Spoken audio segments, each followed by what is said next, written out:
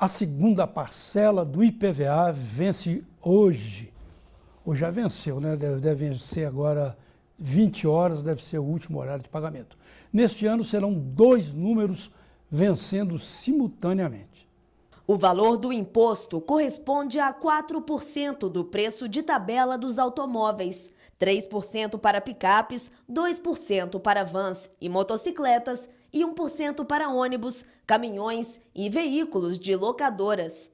Em relação ao ano passado, o valor ficou 3,3% mais barato. O não pagamento do IPVA nos prazos estabelecidos gera multa de 0,3% ao dia até o 30º dia e de 20% após essa data.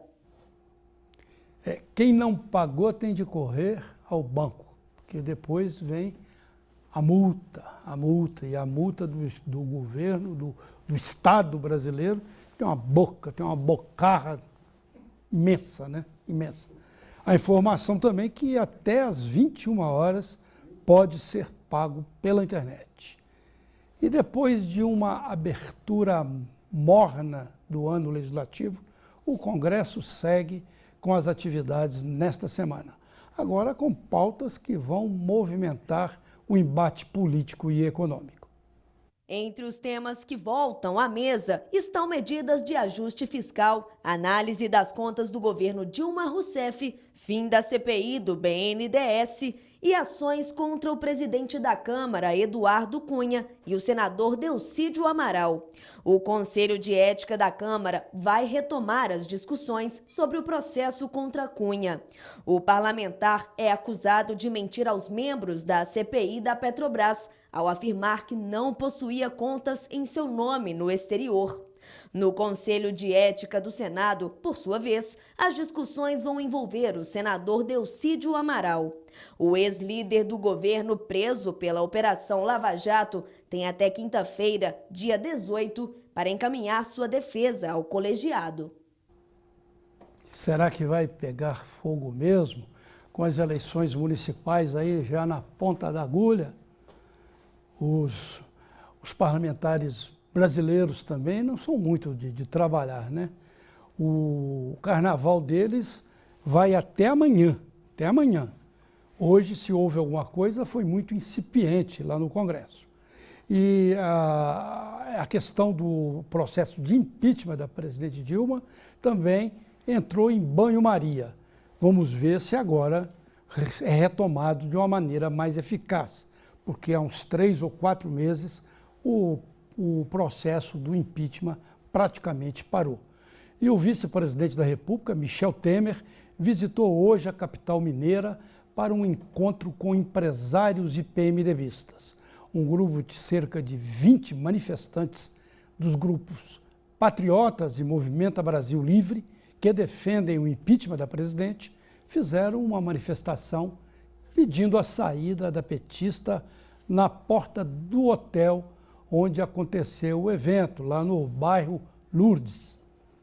Com o uso de apitos, caixa de som e cartazes, os manifestantes chamavam os motoristas que passam pela Avenida do Contorno a buzinarem contra a presidente Dilma Rousseff.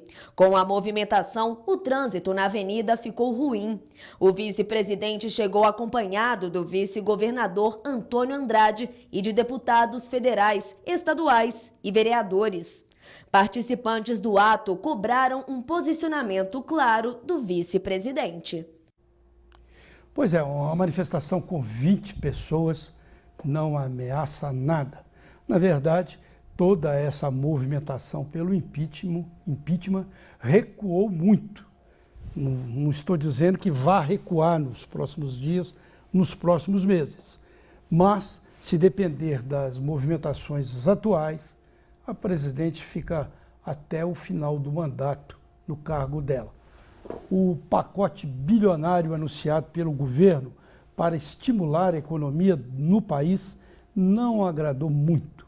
O dinheiro vai sair dos bancos públicos e do Fundo de Garantia por Tempo de Serviço, o FGTS, a poupança do trabalhador. Para falar sobre esses impactos, recebemos o advogado especializado em Direito do Trabalho, Michel Coutinho. Tudo bem, Michel? Boa noite. Prazer em recebê-lo aqui. Boa noite, Barroso. Tudo bem? O prazer é todo meu estar aqui. Tudo bem, né? Tudo bem. Mas o dinheiro saindo ali do fundo de garantia é ruim, né? Porque isso aí é algo que não poderia, em tese, ser mexido, né? Em tese sim, Barroso, porque existe uma previsão legal de que parte dos recursos do FAT e do FGTS sejam utilizados pelo BNDES para subsídios de desenvolvimento de atividades econômicas. Então, em tese, a atividade, o financiamento oferecido pelo governo no começo do ano, agora no final do mês passado, em tese ele está amparado legalmente. Agora tem que verificar se o percentual ou a quantidade que foi anunciada ali na época, 83 bilhões de reais, está dentro daquilo que é permitido pela legislação. Acredito que sim, pois o governo praticaria algo tão irresponsável dessa forma, né? Agora, isso sai lá do fundo de garantia, né, do trabalhador. Vai para esse incentivo ao desenvolvimento econômico. Parece que um dinheiro desse nem balança a estrutura financeira das empresas, não chega a ser um impacto forte. E, ao mesmo tempo, é um furo lá de lá, não é? Ele é retirado pelo BNDES, mas sempre com a garantia do próprio banco. Então, toda vez que ele é invocado a restituir isso, ele tem que fazer com a correção monetária já prevista na legislação. Então, é uma retirada que já tem o seu retorno previsto dentro do próprio planejamento orçamentário ali. Sai, mas tem que voltar. Mas já tem que voltar. É igual, por exemplo... Correção como haveria se tivesse continuado lá no fundo. Exatamente. Mas aí ela vem acrescida com a própria captação de recursos que ela adquire no mercado. Nesse caso aqui, o governo, os juros desse financiamento que ele anunciou não são subsidiados, então são juros de mercado. Então, esse acréscimo vai restituir tanto o BNDES quanto o próprio fundo, né? Aí tem até um objetivo também de corrigir uma medida que o governo fez no ano passado, que é aquela medida provisória em que ele subsidiava parte do seguro-desemprego das dispensas sem justa causa. Ao invés de dispensar o empregado, a empresa mantinha aquele contrato de trabalho e o governo reduzia o salário proporcionalmente à jornada de trabalho e o governo arcava com a diferença em conformidade com o seguro-desemprego. Então tem como uma forma de compensar esse dinheiro que saiu naquela época. Mesmo que isso tenha esse aparato legal, há uma preocupação muito grande, né, com esse fundo, porque com o desemprego que está acontecendo, esse fundo só está esvaziando, né? Só o ano passado foram 1,5 milhão de demissões. Exatamente. Não sei os números agora de janeiro e fevereiro, mas imagino que o ritmo possa até ter acelerado mais. Ser acelerado mais. E isso significa que o fundo só vai minguando, esvaziando, porque toda vez que a pessoa é demitida, naturalmente ela vai buscar o FTJS dela, né? Sim. Mas conforme eu disse, o BNDES, toda vez que é conclamado a restituir esse valor, ele tem que fazê-lo. Então ainda não acendeu um sinal amarelo com relação ao saldo geral do FGTS. Ele tem ainda uma estimativa de garantir as próximas rescisões aí, se manter esse patamar de 1,5 milhão para os próximos anos. A expectativa é de que, com esse incentivo à economia, alguns setores que estavam estremecendo, como por exemplo as pequenas e microempresas, elas tenham restabelecido as suas atividades e com isso manter os postos de emprego. Tem o setor agrícola, por exemplo, que o ano passado ele foi um dos que ainda conseguiram manter uma carga de crescimento. E aí eles conseguiram um pré-incentivo para manter esse crescimento para essa safra. Então, caso mantenha, então, a expectativa é de que a taxa de emprego nesse setor da economia também se mantenha. As exportações também receberam um incentivo. Agora, existem outros setores da economia que não foram privilegiados, como por exemplo, aqui no caso de Minas Gerais, o setor da mineração, que está muito afetado, tanto pela economia nacional quanto pela própria economia internacional. Nós temos algumas empresas aí que em função do decréscimo do valor do minério de ferro, elas estão na iminência de uma recuperação judicial ou na iminência de um pedido de falência. Então, uma situação para esse setor da economia é muito preocupante e o governo, até o presente momento, não voltou os olhos para ele, sendo que a atividade primária da mineração ela é fundamental para o Brasil. Então, é preciso também amparar esse setor da economia, que é muito importante para nós. Mas depois dessa quebra aí, desse rompimento aí da barragem da Samarco, o setor ainda ficou moralmente muito enfraquecido, né? Exatamente. Moralmente e socialmente também, né? Sim. Até mesmo politicamente falando, porque alguns setores da política que apoiavam, hoje se esconderam desse setor que hoje, infelizmente, está na vidraça de todo mundo. Muito deputado que se elegeu à custa da mineração hoje está falando, não tem nada com isso. Então, é um setor que está ainda em volta ainda com o novo marco regulatório da mineração.